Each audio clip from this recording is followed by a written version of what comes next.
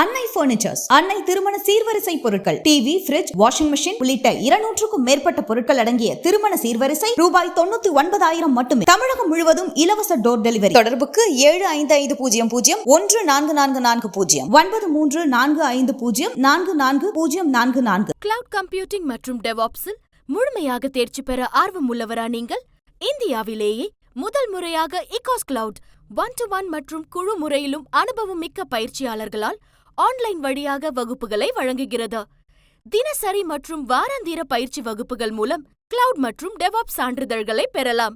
மேலும் தொடர்பு கொள்ள www.ecoscloud.com என்ற இணையதளத்தில் பார்வையிடுங்கள். அனைவருக்கும் வணக்கம். சியான் விக்ரம் நடிப்புல இயக்குனர் SU அருண்குமாருடைய இயக்கத்துல மிக பிரம்மாண்டமான தயாரிப்புல பல நட்சத்திர பட்டாளம் நடித்து வெளிவந்திருக்கிற படம் வீர தீர சூரன் பாகம் 2 அப்படின்னு சொல்லி ரிவ்யூ போடணும்னு எனக்கும் ஆசை தான். ஆனால் படம் வரல. இந்த படத்துக்கு எல்லா படங்களை விட ஒரு பெரிய எதிர்பார்ப்பு இருந்தது. காரணம் என்ன அப்படின்னா, விக்ரம் பழைய விக்ரமாக பார்க்க போகிறோம், தூள் படத்தில் பார்த்த விக்ரமை மீண்டும் பார்க்கலாம் அப்படின்னு ஒரு செய்தியை இயக்குனர் அருண்குமார் சொல்லியிருந்தார். ஏற்கனவே பண்ணையார் பத்மினியும் சேதுபதி சித்தா படங்களை எடுத்து ஒரு நல்ல பெயர் அந்த இயக்குனருக்கு இருக்குது. இந்த படம் விக்ரமோடு இணைகிறாரு, துஷாரா இருக்காங்க, இப்போ S.A. சூர்யா இருக்கார். அப்படிங்கும்போது ஒரு பெரிய எதிர்பார்ப்பு வந்தது. இதை எல்லாத்தையும் தாண்டி இந்த படம் இதுவரைக்கும் இந்திய சினிமாவில் பாகம் 1 வரும். பாகுபலினா பாகம் 1, பாகம் 2, KGF பாகம் 1, பாகம் 2, பொன்னியின் செல்வன் பாகம் 1, பாகம் 2. ஆனால் இந்த படம் பாகம் 1 வராமலே பாகம் 2 வெளிவருது. ஒரு பார்ட் 2 வருது அப்படின்னா பார்ட் 1 என்ன அப்படின்னு கேள்வி வருது. ஏன் பார்ட் 1 ரிலீஸ் பண்ணாமல் பார்ட் 2 ரிலீஸ் பண்ணோம் அப்படிங்கிற கேள்வி வருது. அப்போ விக்ரம் ஒரு பெரிய எனர்ஜியாக இருக்கார் இந்த படத்தில். ஒரு 58 வயசில் சட்டையை கழட்டி போட்டு டவுசரை போட்டுக்கிட்டு ஒருத்தர் நடந்து வரும்போது அது மொத்த ஸ்க்ரீன் ப்ரெசன்ஸும் கொண்டு வரதுக்குள்ள ஒரு திடீர்னு ஆக்வர்ட் ஆயிரும். ஆனால் அதை விக்ரமால் மட்டுமே சாத்தியப்படுத்த முடியும். அப்போ தூள் படத்தில் பார்த்தா தூள் கிளப்பிய தில் தூள் அந்த மாதிரியான ஒரு விக்ரமை பார்க்க போகிறோம், ஜெமினி மாதிரியான ஒரு விக்ரமை பார்க்க போகிறோன்னு சொல்லி எல்லோரும் போல நானும் காலையில் 11 மணிக்கு இந்த படத்தை எப்படியாவது இன்றைக்கி பார்த்துடணும், முதல் நாள் முதல் காட்சி விக்ரம் படம், பள்ளிக்கூடம் படிக்கும்போது பார்த்த மாதிரியான ஒரு படம் அப்படின்னு சொல்லி போனால் ஒரு 10 நிமிஷம் தாமதமாச்சு. அப்போ நான் பசங்களை கூட்டி போயிருந்தேன், பையன் 2 வாட்டியும். என்னப்பா ரொம்ப நம்ம அவசரமாக வந்தோமே இன்னும் படம் போடலைன்னு கேட்டால், இல்லைப்பா ஏதோ பிரச்சனையா 10 நிமிஷத்தில் போட்டுருவாங்க அப்படின்னு சொல்லி கிண்டலுக்கு சொன்னேன். திடீர்னு 10 நிமிஷம் கழிச்சு சொல்கிறாங்க படமே போடலைங்க. என்னன்னு கேட்டால் டெல்லியில் வழக்கு. என்ன வழக்கு அப்படின்னா, இந்த படத்தை ஒரு நிறுவனம் P4U அப்படிங்கிற ஒரு நிறுவனம் 50 கோடி ரூபா கொடுத்து முதலீடு பண்ணியிருக்காங்க இந்த படத்தினுடைய தயாரிப்பாளர்கிட்ட. முதலீடு பண்ணும்போது அவங்க ஒரு சில ஒப்பந்தங்களை போட்டிருக்காங்க. இந்த படத்தினுடைய OTT உரிமை, இணையதளத்தில் வெளியிடக்கூடிய உரிமையை எங்களுக்கு தரணும் அப்படின்னு ஒரு ஒப்பந்தம் போட்டிருக்காங்க. OTT உரிமத்தை விற்காமல் இந்த படத்தை திரைக்கு கொண்டு வரக்கூடாது அப்படிங்கிற ஒப்பந்தம் போட்டிருக்காங்க.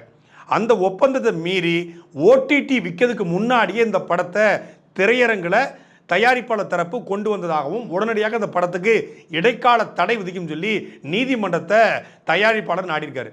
நீ நீதிமன்றத்தை நாடு, எதையாவது நாடு, படத்தை ரிலீஸ் பண்ணுங்கய்யா, நாங்கள் படம் போட்டிருக்கிறோம், புக் மை ஷோவில் புக் பண்ணியாச்சியா அப்படின்னு சொல்லி பாப்கார்ன் சாப்பிட்ற ஆசையோட வர பயலுக துளிக்கிட்டு இருக்காங்கன்னு சொல்லி மொத்த திரையரங்கும் படம் வருமா வராதான்னு தத்தளிக்குது. அப்புறம் நமக்கு தெரிந்த ஒரு தயாரிப்பாளர்கிட்ட கூப்பிட்டு, அண்ணன் அந்த படம் வருமா வராதா அப்படின்னு கேட்டேன்.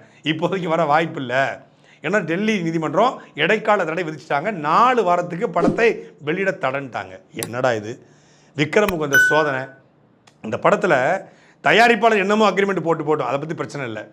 2 தயாரிப்பாளருக்குள்ளே மியூச்சுவல் ஆகலாம், மியூச்சுவல் ஆகாமல் போகலாம். ஆனால் ஒருத்தனுடைய உழைப்பு இருக்குது பாருங்கள், அது சரியான நேரத்தில் கிடைக்கப்படணும். ஒரு உழைத்தவனுடைய வேர்வை காய்வதற்கு முன்னாடியே அவனுடைய கூலியை கொடுக்க சொல்கிறாங்க. விக்ரம் இந்த படத்துக்கு சம்பளம் வாங்கியிருப்பார், ஆனால் அந்த சம்பளத்தை விட அவர் சம்பளத்துக்கு நடிக்கிற நடிகர் கிடையாது. சம்பளத்துக்கு நடிக்கிற நடிகராக இருந்தால் பல கமர்ஷியல் படங்களில் நடித்து இன்றைக்கி தலை சிறந்த ஒரு டாப் ஹீரோக்களில் முதன்மையான இடத்துல அவர் இருந்திருப்பார். கதைகளை எடுத்து அந்த கதைக்குள்ள நல்ல கருத்தை உள்ள படங்களை நடித்து ஏதாவது ஒரு வித்தியாசம் பண்ணணும். உடம்பை ஏற்றுறது, இறக்கிறது, அதே போல் 6 பேக் வைக்கிறது, அப்புறம் ஏதாவது ஒரு வித்தியாசமான முயற்சி ஈடுபடுறது. ஐயில் பண்ண முயற்சியெல்லாம் எவனாலையும் பண்ண முடியாது. ஐ படத்தில் விக்ரமுடைய அந்த உழைப்பு என்பது இந்திய சினிமாவில் எந்த நடிகரும் தொடாத ஒரு உழைப்பு. ஆனால் அந்த உழைப்புக்கான அங்கீகாரம் தமிழ் சினிமாவில் கொடுக்கப்படலை இதுவரைக்கும். இந்த 15 ஆண்டுகளில் நான் விக்ரம் கடைசியாக நடித்து மிகப்பெரிய வெற்றியான படத்தை பட்டியலிடும் போது அந்நியன் நல்லா போச்சுங்க. அன்னியன் 20 வருஷம் ஆச்சுங்கிறாங்க. அந்நியன் படமா ஆமாம் இல்லை 2004 2005 வந்த படம் இல்லை அப்படிங்கிற மாதிரி தோணுச்சு. அப்போ ஒரு 20 ஆண்டு காலமாகவே அவருக்கு சரியான வாய்ப்புகள் இல்லை சரியான பெரிய வெற்றி கிடைக்கல அப்படிங்கிறது தான் யதார்த்த உண்மை. பொன்னியின் செல்வன் நல்ல படம் தான், அது விக்ரமுக்கான படமானா இல்லை. அதுக்கு முன்னாடி யோசிச்சா ஆமாம் அந்த படம் ஓடலை, தாண்டவம் ஓடலை, இந்த படம் ஓடலை. அப்போ ஏதோ ஒரு பிசகல் ஏற்படுது. நீண்ட காலத்துக்கு பிறகு விக்ரமை சீயானா கொண்டாடுற ஒரு படம் வரப்போகுதுடான்னு எல்லாரும் எதிர்பார்த்துட்டு இருக்கும்போது அந்த படத்துக்கும் ஒரு சிக்கல் வருதுன்னா அப்போ இதுக்கு பின்னாடி ஏதோ ஒரு அரசியல் இருக்குது.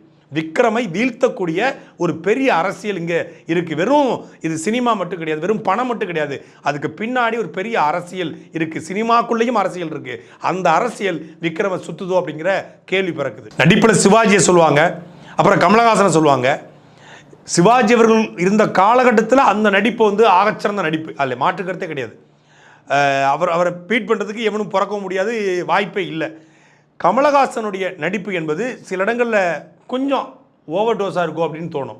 ஆனால் கமல் சிறந்த நடிகர், அதில் யாருமே குறை சொல்ல முடியாது. ஆனால் விக்ரமுடைய நடிப்பு என்பது எந்த லெவலுக்கும் போவார். கீழேயும் போவார், மேலேயும் போவார், செட்டில்டாகவும் இருக்கும், மெச்சூர்டாகவும் இருக்கும், சிங்கிள் டேக்கும் பண்ணுவார், வேறு மாதிரி ஒரு பாட்டு பாடுவார், சண்டை காட்சியாக இருக்கலாம், அதே போல் வந்து ஹியூமராக இருக்கலாம். எல்லா இடங்களையும் எல்லா ஆடியன்ஸையும் எந்த கான்ட்ராவர்சிக்கும் சிக்காத, எந்த ஒரு குறிப்பிட்ட இது நடிகர்கள் சண்டை, இவருக்கு போட்டி அப்படின்னு எதுக்குள்ளேயுமே சிக்காத ஒரு நடிகர் சியான் விக்ரம். அப்படிப்பட்ட ஒருத்தருக்கு இந்த சொல்லுவாங்களே தெய்வத்தால் ஆகாதுன்னு முயற்சிதன் மெய்வருத்த கூலி தரும்னு. ஒருத்தன் ஆக்சிடெண்ட் ஆகி 3 வருஷம் நடக்கவே முடியாது, அதுக்கப்புறம் வாழ்க்கை முழுக்க நீங்கள் நடக்கவே முடியாதுன்னு சொன்ன பிறகு அந்த காலோடையே நடித்து அந்த காலோடையே உடற்பயிற்சி செஞ்சு உடலை ஏற்றி இறக்கி மெருகூட்டி 58 வயசில் ஒருத்தன் ஆனலகன் போல் கட்டளோடு இருக்கான்னா அது அவனுடைய தனிப்பட்ட வில் பவர் தான். தெய்வத்தால் ஆகாதினும் முயற்சிதன் மெய்வருத்த கூலிதரும் அப்படிங்கிற குரல் யாருக்கு பொருந்துமோ இல்லையோ விக்ரமுக்கு பொருந்தும். அப்படிப்பட்ட ஒருத்தருடைய படம் இன்றைக்கி வெளிவராமல் போயிடுச்சு, அதை பார்க்க முடியலை, அதை பார்த்துட்டு நம்ம வந்து கொண்டாட முடியல. அந்த படம் வந்து ரொம்ப கமர்ஷியலாக இருந்தால் கூட ஒரு பெரிய ஆழ்ந்த கருத்து இருக்குன்னு சொன்னாங்க. அந்த படத்துடைய ட்ரெய்லரில் பார்க்கும்போது சொல்லி இயக்குனரும் படத்தில் நடித்த நடிகர் எல்லோருமே ஒரு ஆழ்ந்த கருத்து இருக்குது. ஏன்னா அந்த எல்லா படத்துலையுமே வந்து பண்ணையார் பத்மினியாக இருக்கலாம், சேதுபதியாக இருக்கலாம், எல்லா படங்கள்லையுமே ஒரு சின்ன செய்தியை வந்து அந்த இயக்குனர் விட்டு போவார். சேதுபதி படத்தில் கூட உயிரோட்டமாக திருநெல்வேலியில் நடந்த ஒரு காவலருடைய ஒரு எஸ்ஐயுடைய படுகொலையை தான் ஆவணப்படுத்தியிருப்பார். அதே போல் சித்தா படம் பெரிய தாக்கத்தை வந்து ஒட்டுமொத்த இந்தியா முழுக்க ஏற்படுத்தியது. அது தென்னிந்திய திரைப்படங்களில் ஒரு ஆகச்சிறந்த 100 படங்களில் சித்தா படத்தை நிச்சயம் வைக்கலாம். அப்படி ஒரு இன்னைக்கு சமூகத்தில் நடந்து கொண்டிருக்கக்கூடிய குழந்தைகள் மீதான வன்முறையை, குழந்தைகள் மீதான துன்புறுத்தலை இவ்வளவு அழுத்தமாக காட்சிப்படுத்த முடியுமானா அது சித்தா தவிர வேறு ஆளும் காட்சிப்படுத்த முடியாது. அந்த படத்தை பார்த்த ஆண்கள் எல்லாருமே வெக்கி தலைகுனிற அளவுக்கு அந்த படம் வந்து அமைஞ்சுது. அப்படிப்பட்ட படைப்பை கொடுத்தவர் இந்த படத்துலேயும் ஒரு பெரிய சமூக பொறுப்போடு இந்த படத்தை எடுத்திருக்காரு அப்படின்னு சொன்னாங்க. இந்த படம் பல்வேறு தடைகளை தாண்டி மீண்டும் இன்று மாலை 6 மணிக்கு வருவதாக செய்தியில் பார்த்தோம். இந்த படத்துக்காக போடப்பட்ட தடைக்காகவே, இந்த படத்துக்கு பின்னால் கூடிய அரசியலுக்காகவே நிச்சயமாக இந்த படத்தை ஒவ்வொருவரும் திரையரங்கில் பார்க்கணும். நான் மீண்டும் புக் மை ஷோவில் படம் வருதோ வரலையோ 6 மணிக்கு புக் பண்ணியிருக்கேன். படம் வந்தால் பார்ப்போம், கேன்சல் ஆகுதா நாளைக்கு வருதா நாளைக்கு பார்ப்போம். ஏன்னா விக்ரமுக்காக, அவருடைய உழைப்புக்காக, அவருடைய அர்ப்பணிப்புக்காக, அவருடைய நடிப்புக்காக இந்த படம் தீனி போடுன்னு சொல்கிறாங்க. அதற்காக வீர தீர சூராவை திரையரங்கில் பார்ப்போம். சாட்டை எடுத்து நாட்டை திருத்து